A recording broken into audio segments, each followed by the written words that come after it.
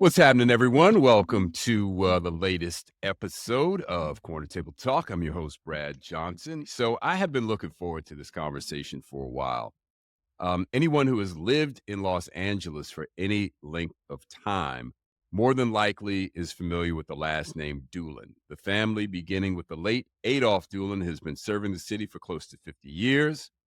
Initially, Adolf launched Hamburger City in 1975, and then followed by one of my favorite restaurants of all time, on Kizzy's back porch in Marina Del Rey. I first became aware of the Dulan family when Adolf, endeavoring to meet other Black restaurateurs, introduced himself to me in New York City when I was working with Nick Ashford and Valerie Simpson at the restaurant in Cabaret 2020. And a few years later, I moved to Los Angeles. I was living in Marina Del Rey, feeling a bit homesick. Aunt Kizzy's became my home away from home. Seeing Adolf on those visits and the warm greeting he and the staff always offered, along with the Dulan brand of authentic cooking, Southern cooking, meant the world to me as I acclimated to my new city.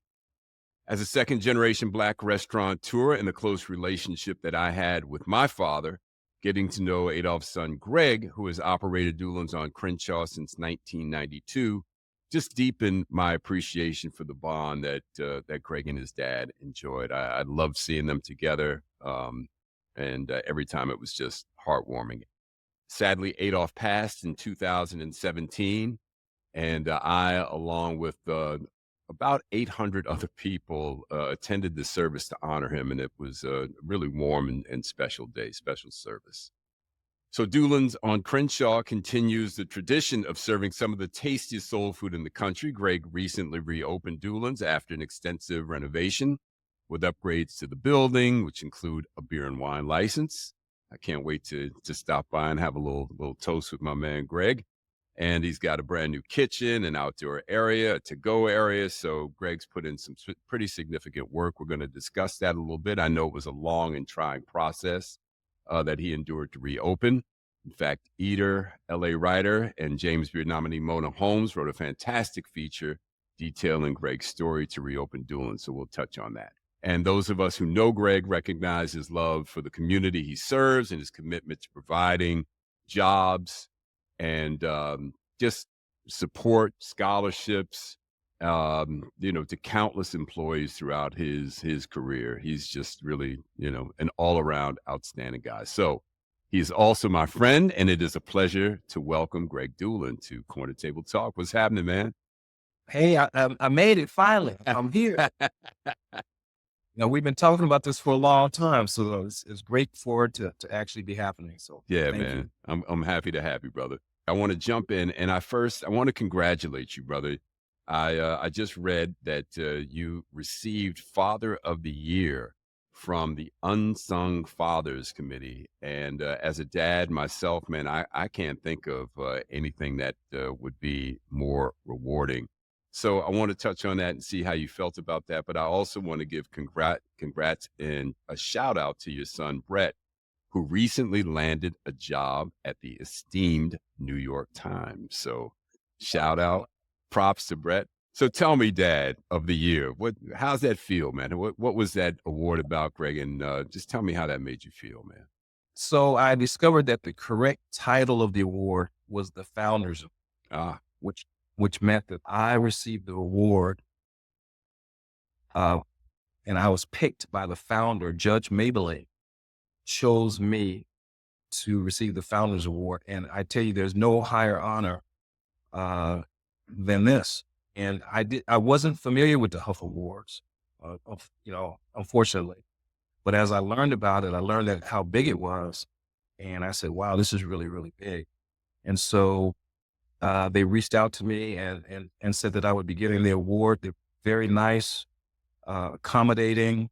The award ceremony is held in Long Beach every year at a beautiful hotel, the Hyatt Hotel. 600 to 800 people attend.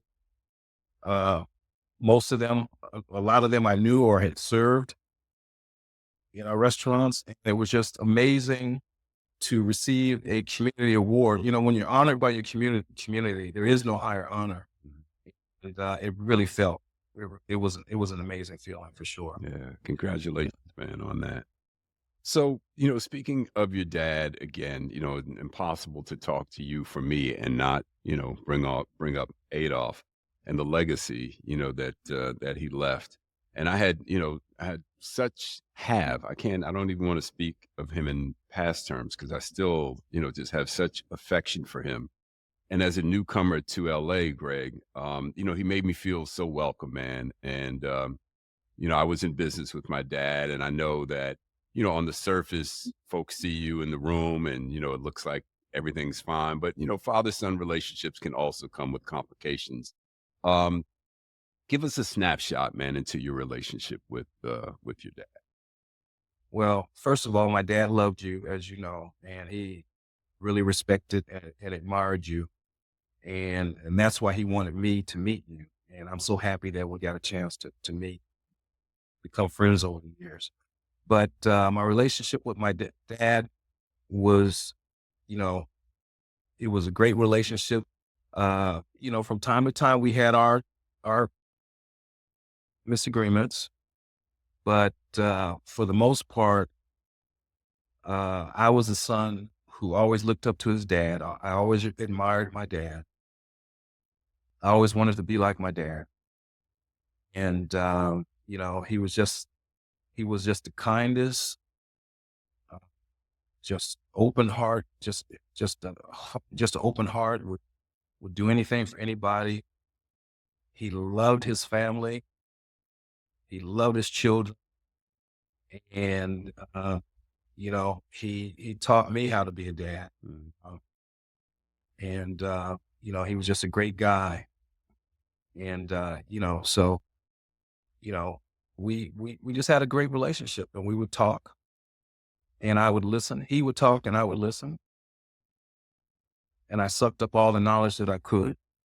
A lot of things I do today, I learned from him. Um, and, you know, I'm not perfect. We're not perfect. He wasn't perfect, but we do what we do with love in our heart and with the best interests of the people that we encounter.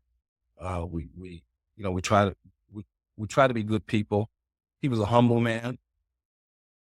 You know, he was down to earth, uh, could walk with kings and still had and never lost the common touch. And these are just, you know, he was just a great person. And you mentioned his repast where over 800 people attended. Uh, Believe me, as a family, we were blown away at the number of people that showed up to say goodbye to our dad. So that was a true testament as to the type of person that he was. And you have to wonder, what type of person do you have to be? And what type of life did you have to live to fill a church with close to 1,000 people at your passing? That's right. That's the mark of a remarkable human being. Yeah. No question, Greg. No question, man. And you know, I've been reflecting on my time with my dad. I lost my dad in 2007, and you know, in reflecting on what I learned from him, you know, business wise, as a man, as a son, as you know, now as a father. And I tell you, man, you know, time spent together is just invaluable, right? The lessons you get through the verbal lessons that they offer, the observation that you just sit there and you observe them and learn how, you know, to interact, how to, I mean, my father was such an eloquent speaker, you know, and Yeah. would never let me get away with and what. It was always, excuse Yeah. me, you know. But your father, man, strikes me as both he's quotable. I mean, he's got some great quotes, and I'll touch on one of those that cracked me up a little bit. But I'm just curious, man, what your takeaway is on the observational part and the time spent, you know, and how that influences you as a dad now. Well, that's an excellent question. And from an observational point of view, there's just a couple of things that I'll share. Um, he loved his family, and that, and I'm not just talking about his children. I'm talking about any Dulan. If you are a Dulan, if you were a Dulan, if you were in his presence, he would give you the world. And he talked about family and how important it is for families to stick together and to help one another and to work together. And that's something that he believed to his soul. And, he, sometimes, with 5 kids, somebody might need help with this or help with that. And he was always the first one there to help. And he was just somebody you could always count on. And then the other observation is how he dealt with people. And I mean, Brad, you knew him. He didn't care who you were. He didn't care what you had. He was just nice to everybody. He was gracious. He was funny. He would crack jokes. He'd offer you a glass of champagne. And yeah, he was just, I think that's probably the best thing I learned from him was just, being humble and gracious, and treating everybody with dignity and respect. And he led with his heart. And, sometimes when you have a personality like that, like I do, things can bite you. And he got bitten, and like I do, but that's just who he was. And so I admired that about him quite a bit. Yeah. Yeah.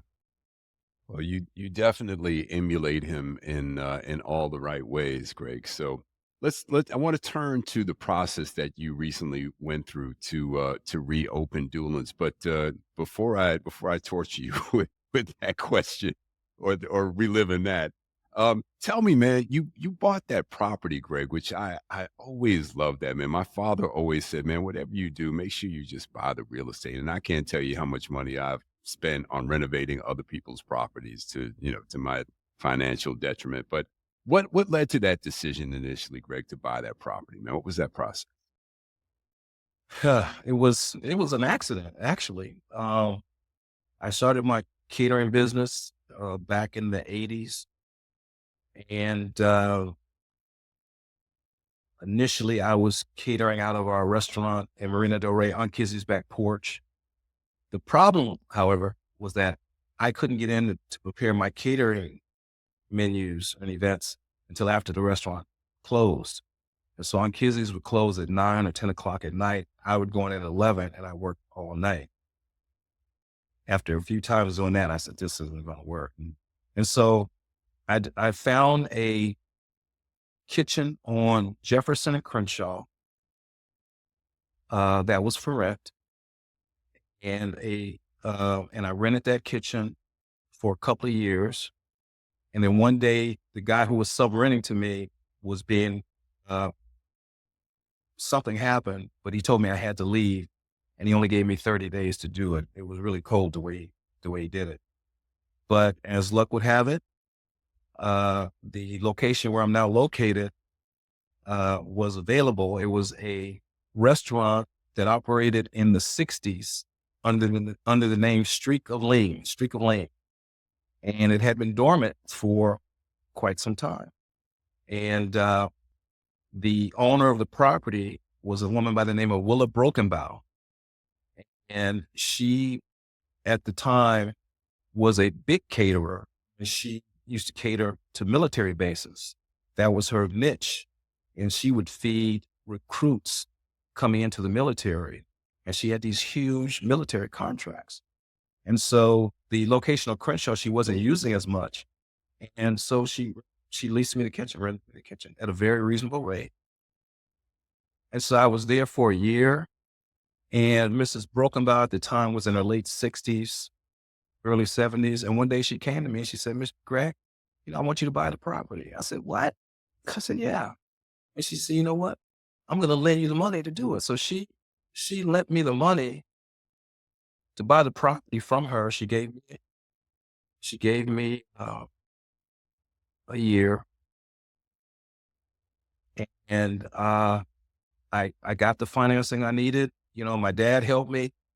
I got some other money, and then I worked my butt off, and I was able to pay her loan off, which was a six-figure loan. I paid it off in a year, and she was very, very impressed.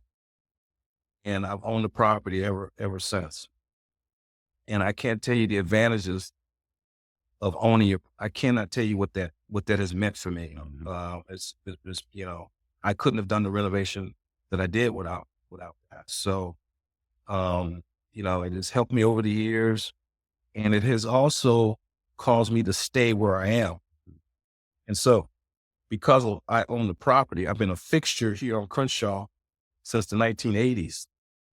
And so, you know, I've seen the changes over the decades, from the Rodney King riots, when I witnessed buildings burning around me, to the Renaissance and the renovation and the gentrification and the train and Destination Crenshaw and all the beautiful things that you see happening now. I've witnessed all of that, and that's a very unique perspective.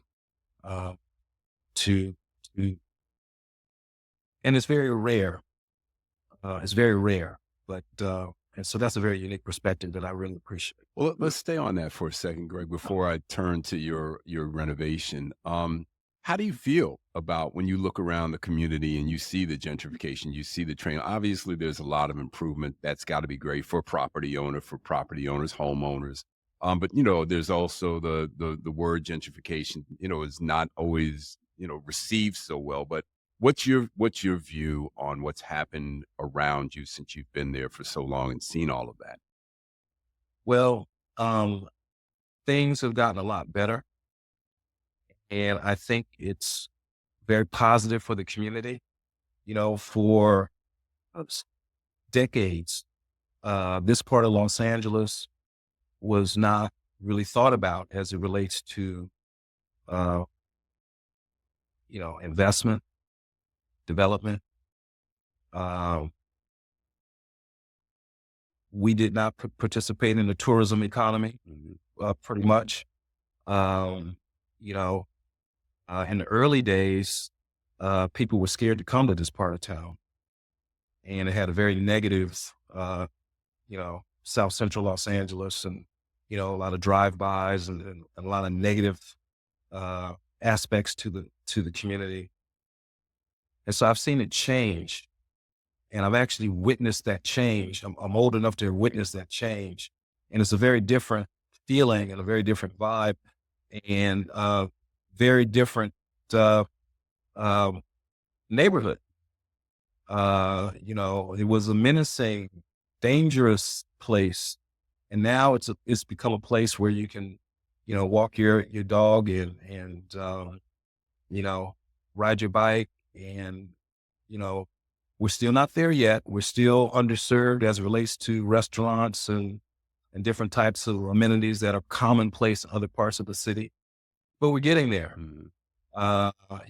It's taken a while, but we're getting there, and I'm just happy that I'm still here because, again, it's rare for uh, a small business like mine to survive, thrive, and participate in this process. That's right. With the renovation that I've done, I'm actually a participant in the process, and that's rare.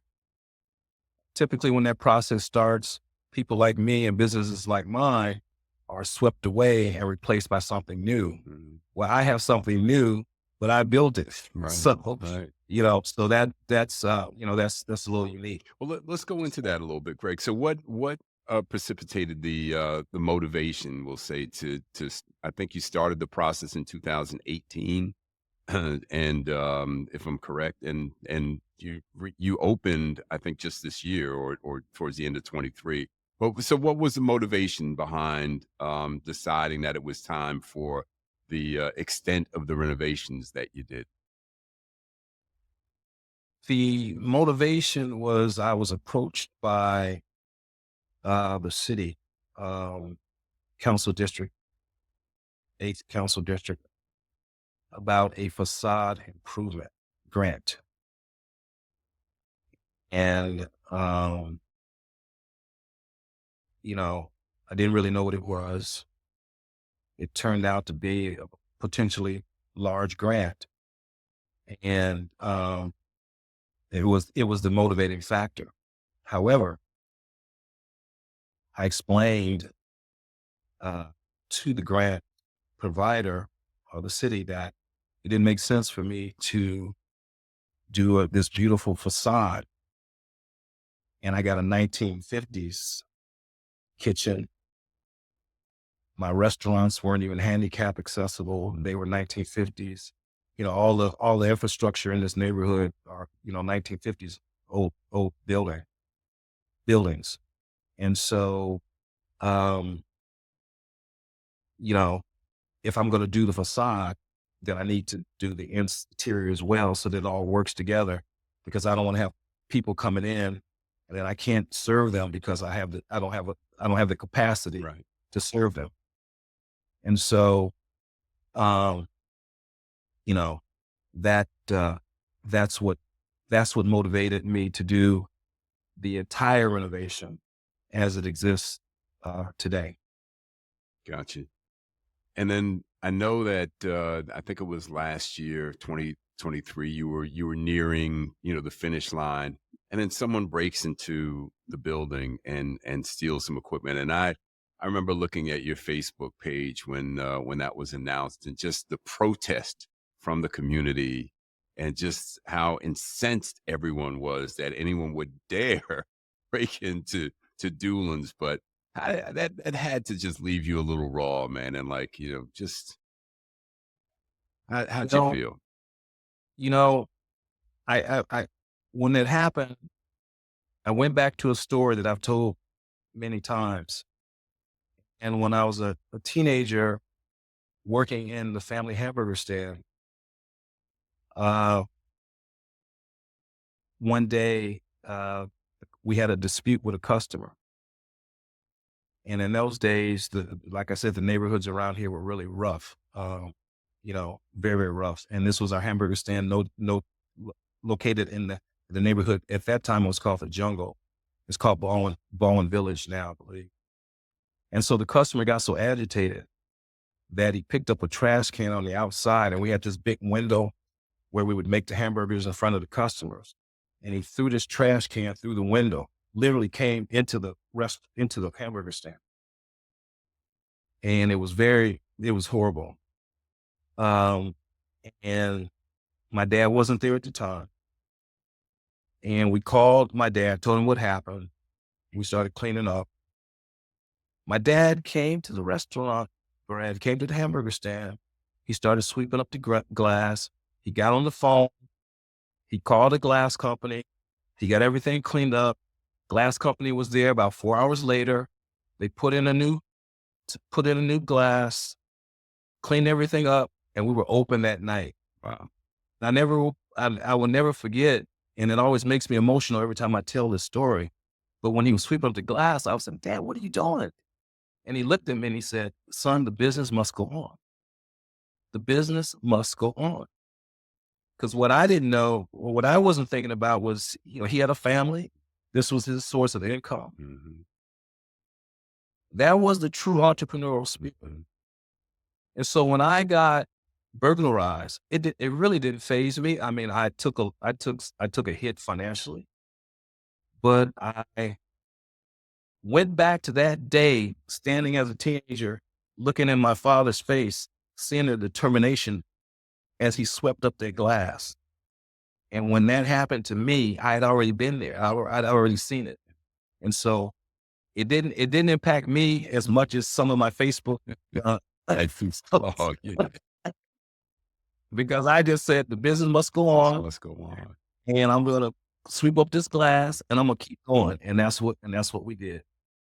That's So, beautiful, Greg. It reminds me of when the summer of '77. My dad had a place in New York called the Cellar, where like you, started as a teenager, I, and I went I went there. yeah, Go ahead. and we had a blackout the summer of '70s. There was a heat wave in July, and we had a blackout. It's the famous blackout of '77. And Yeah. there was, a lot of talk about all the looting that was going to happen because it was an overnight blackout. And we had to close the restaurant at like 9 or 10 o'clock, and people paid their checks. In the old days, there was no computers, so we could still ring up the checks. So my father told me to go get my car and pull my car up on the sidewalk in front of the restaurant. And he said we're going to sit here all night. We had a baseball bat in the back, no gun, but a baseball bat. And every time we saw, figures dart by on the street, we would blink our lights, to make sure that they knew that we were there. And, a couple of stores, black-owned stores in the neighborhoods got ransacked, and we were fine. But I tell you, Greg, the feeling that I got of admiration for my father and that night, man, of his desire to protect his business, Yeah. that story that you told just resonated with me in that way, man. I remember, that feeling. I was so proud of him that it Yeah. meant that much that we were gonna, and I was like, yeah, we're gonna sit here all night. It was a warm moment. Yeah. We were reopened as if nothing had happened. Right, right. You wouldn't The customers that came that night would have never known what happened earlier in the Yeah, day. I love that, man. And So, Adolf sweeping, of course. yes, he was, I mean, in those days, he was hands-on, Yeah, in business, yeah. So So, going back to the piece that Mona wrote, it's a very funny quote, man. Your dad, uh, she asked you the question. So, Greg, what would Adolf say about this beautiful renovation that you've done? And your quote was, "Boy, you spent too much money." oh my God, he would have, I couldn't do it. I wouldn't been able to do this if he were alive. He would have just said, "You crazy." You're crazy. Yeah. What investment And in he's your own. probably right. Yeah, probably right, uh, but I wanted to make a statement. I wanted to make a statement that says our communities are worth investing in. I wanted to make the statement that it's okay for us to be the ones doing the investing and opening these businesses and hiring the folks from the neighborhood and creating jobs and giving hope and being mentors and inspiring and being good people and being good citizens, being a good citizen in the city of Los Angeles. And this restaurant will be here long after I'm gone. So whereas it may have cost me more than my father thinks it should have, I think over the long term, it's going to benefit the Crenshaw community in the city of Los Angeles for many, many decades. Yeah, no doubt, man, no doubt. So I want to turn to your James Beard nomination as a finalist for outstanding restaurateur. And you talk about the well, I'll allude to the slow pace of recognition that we as Black restaurateurs, waited for the media to catch up. We opened Post and Beam, Greg, in 2012, and LA Magazine did a kind of an overview map of Los Angeles the year that we opened from downtown to Manhattan Beach. Do you know they did a flyover of South Los Angeles? There wasn't Oh, I one restaurant that they felt was worthy of a place on that map in 2012. I've been living it for decades Yeah, and talking about it and complaining about it. And it's almost if, we don't exist or that, we're not here. And, that's part of what I was talking about, uh, for many, many decades running my business here, it's like this part of the city didn't exist. right. And they've gotten a lot better. Los Angeles Magazine has gotten a lot better. LA, Eater is doing a tremendous job. The LA Times is doing just a tremendous job of reaching out and making connections. I mean, they actually know you, they know me, they know us, Right. And so, we've come a long, long way, but for quite a few decades, we didn't exist. Right. So on that Our note, though, Greg, you get nominated for this award, and you're a finalist. I mean, I saw you in Chicago. I was rooting Yeah, for you. You had the whole city behind you. You didn't get yeah, the win that year, but you were right there. What did that mean to you, man? Did it really sink in that you had finally, received that recognition, man, that we all fight for? Man, I was like, "What am I doing here? I'm not supposed to be here." I mean, it I it was amazing. It was, the pride, I can't tell you much pride. The outstanding restaurant tour category is someone who is nominated in that category, because of the community give back and, that they use their business, uh, and their resources to give and facilitate and to give back to the community. And I do that. And so to be recognized on a national uh, level like that was amazing. It was just amazing. And again, I saw you in Chicago, was great, and the red carpet was amazing. The carpet, I mean, that was amazing. My children were with me. That was amazing. And representing the city of Los Angeles was very, very amazing. But just, I had, I felt like I was representing my city. You know what I mean? Absolutely. So there was a lot of pride as far as that was concerned. I was prideful to be able to tell the mayor of Los Angeles, Mayor Karen Bass, that I had been nominated and I was a finalist, and I was going to Chicago to represent the city of Los Angeles in this category. And that was amazing. So, you know, um, I didn't win, but now I want to win. That's I tell you, man, Greg, I couldn't have been more proud, man, that it was you, and you still won. You're winning. Um, I wanted to ask you, so anytime people would ask me throughout my career, oh, what do you? So I'm in the restaurant business. That's what I do. Oh man, that's a hard business. That's such a tough business.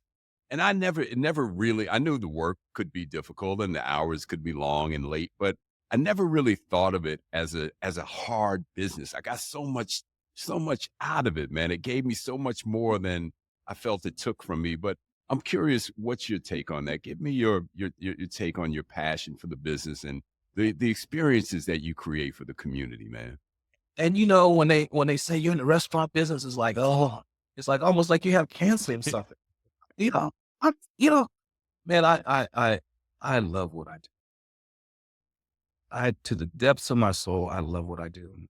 I wake up every day, every single day, excited to come to work. Um, the interaction with the customers and the community is such a rewarding feeling because you know that you're making a difference. You know that you're doing something positive, and the things that people say, particularly since I reopened, we're so proud of you. Thank you for reopening. This is what the community needed. The place is so beautiful. All those types of things. Let me know that even though the sacrifice was great, that it was worthwhile, and I did something good. And I love the interaction with the customers. I love supporting my city. Every city, and I always tell people this: every city needs, a great soul food restaurant, two or three, and we have two or three, unfortunately. And soul food is important because people travel and they want soul food when they visit a city. But it's the type of food that brings people together. It's comfort food. Most Americans, doesn't matter the ethnic background, are familiar with soul food and they love it. Soul food gets people excited. They get excited when they know they're going to eat soul food because they know the food is going to be good. And I can't tell you how much I love what I do. Yeah, It's not work to me. It's not work to me at all. It's not work. I feel that, brother. It's Yeah. very funny, man. You must have known my next question because you kind of answered it, but I'm going to ask it anyway to see if there's anything deeper I can get you to come up with. What does soul food mean to you? Soul food. So I look at it this way. So soul food, first of all, is a traditional set of food or dishes that African Americans have eaten over the generations. The recipes are passed down from generation to generation. And this is the food that we as African Americans identify with, that sort of brings us together as a national body or ethnic group, I guess, in the country. We all know what it is, whether we're in Massachusetts or in Las Vegas. We all know what soul food is. We know we can recite the menu by heart. And that's because we all came out of the South. We all came out of the same place. And that was the food that our ancestors ate and cooked. And when they left the South during the Great Migration, they brought those recipes and methods of cooking and methods of seasoning with them and took those recipes and things throughout the country, all over the United States, which exposed everybody to soul food. And so it's a cultural thing, cuisine and pride. And then soul food is food that brings people together, man. It just brings people together. Traditionally, there's a variation of soul food you could say that people eat during the holidays. You know, they eat yams, they eat green beans, they eat mac and cheese, which are staples on a soul food menu. And so everybody's familiar with those types of things. And it's just food that makes you feel good. It just makes you go, this is good. Your lips are smacking and it's just, it's a beautiful thing, beautiful contribution. Yeah, man. We're winding down. I got a couple of other things to touch on here. And, going back to something that I read that your dad had said that as you're describing the food and you got this beautiful picture of fried chicken behind you, which is driving me crazy because I'm really jonesing for it. But you guys have always been known, Greg, for ample portions. And I know that, as we deal more and more with health concerns and people portioning out their food, but Dulan's has always been known to give the community ample portions and at fair prices, at reasonable prices, as difficult as that gets, these days with higher food costs and occupancy costs and labor costs and what have you. But your dad said something really interesting, man, that just stayed with me. He described it as a rebate to the community, which to me that's such a true Adolf kind of statement. He's giving so much anyway, and then he gives a little extra. So does that weave that into a little bit, man, and to how you see what role that restaurants play in our society and in our community? Well, restaurants are typically the heart of any community. But what my dad actually used to say was we give our customers a rebate by putting extra food on their plate. And, people are just looking for a daily meal. And if that meal can go a little bit further and feed, a little extra person in the family, then that's all the better. It was part of his marketing strategy, quite frankly. And he used to always say that by putting extra food on the customer's plate when they go home or when they're talking to their friends or whatever, they're gonna say, "Go down to Dulan's, man. They give you so much food, man. They give you so much food. Really? Yeah, I went. Yeah, look at this." And there's your marketing. Right. Right. That's your marketing. Right. So you're it's good food, it's extra food, but now your customer is doing your marketing for you. And, if the food is good and if the portions are good, they're going to always come back. They're going to keep coming back. They're going to keep coming back. And that has been the formula that we've operated under for 50 years. When we started the hamburger business in the 70s, back then he had the Hamburger City Special, burger and fries for $1. He did the first combo meal in America, I think. I don't know if that's true, but We'll say he did. Yeah. burger and fries for $1. Wow. And, he was only paying me $2.13 an hour, so he could afford it. but, and just imagine how many of those dollars you went through in an hour. Yeah.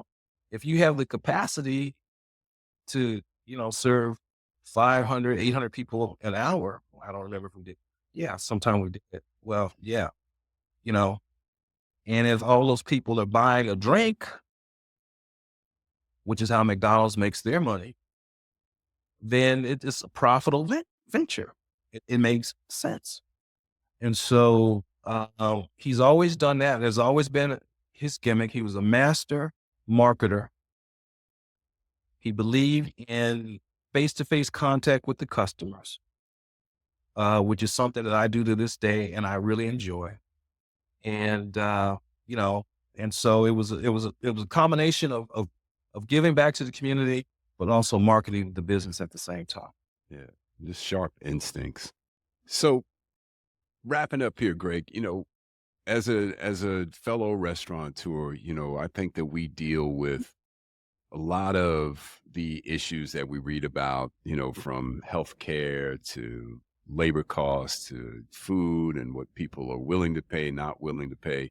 The term frontline worker kind of became a thing during COVID. But I do think that as restaurateurs, man, we're face front with society and with culture. And I'm curious, man, with the country being so divided and the concerns and some of the troubles that we face. I'm a dad, you're a dad. Would you consider yourself an optimist? And if so, tell me what you feel good about and tell me what worries you the most. I'm going to start with the last part of the question. And the restaurant industry is under a lot of pressure. I'm on the state board of the California Restaurant Association, so I associate with some of the top restaurateurs in the state, and everybody to a person is worried about the future of the restaurant industry in the state of California. We're under a lot of pressure as it relates to labor costs, as it relates to regulation and different laws and things like that. It just seems like we just can't catch a break. People assume that we're, all these rich, greedy, business owners, and that, like we can give a little bit more here, we can give a little bit more there, and it's breaking us. And, so, I don't know what the future is going to hold for the restaurant industry and for me in particular, as things get more difficult and as different, different laws and regulations get passed that impact us negatively. And so that's something that really concerns me. And quite frankly, sometimes it makes me wonder if I even want to continue in the business. But my optimism comes in as it relates to community and what we are contributing and what we're receiving. Uh, Great partnerships that that we're developing with organizations like Destination Crenshaw and the City of Los Angeles, who's been helpful, and other types of organizations, and you know, just seeing the support. Oh, Brad, I mean, just the community just really comes out and supports us and the different organizations, GLAC and the Chambers of Commerce, and there's Delta Sigma Theta, Alpha Kappa Alpha, just, my fraternity, Alpha Phi Alpha, just the support that I receive and we receive from the community is what gives me my optimism, what gives me my faith, and what keeps me going. Because without them and without their support, I think I would have given up. They're the reason that I keep pushing, because they push me. They say, Greg, you're doing a great job. I said, I know, but it's hard.